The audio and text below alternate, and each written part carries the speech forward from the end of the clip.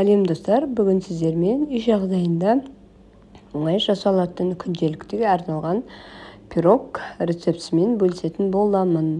Алдымен жұмыртқамызды ағы мен сарысынан бөліп аламыз.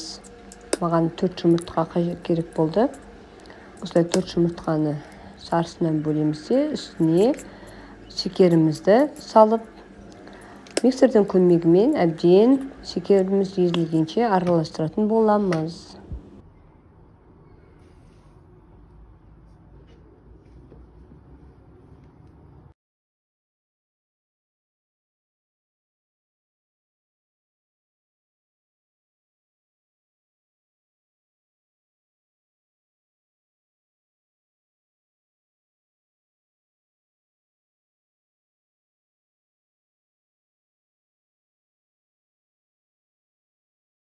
Толық араластырып болғаннан кейін осындай бізде масса шығады.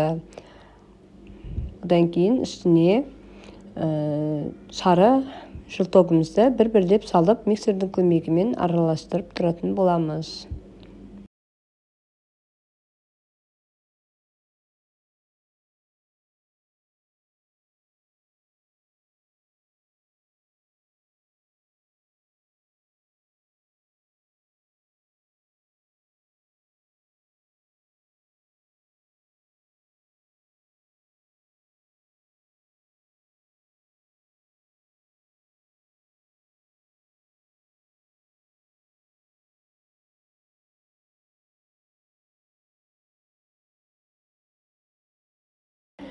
Енді бізге ұн және қопсытқыш қажет болады, яғни разрыхлитель.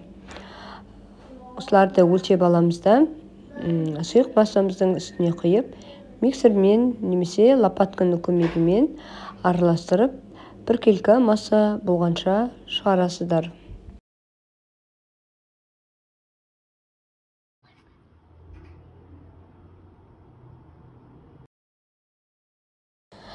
Дайын болған массамызды 20-22-лік диаметрлік формамызға салып, қызып тұрған пеште 180 градуста 20-25 минутта пісіріп алатын боласыздар.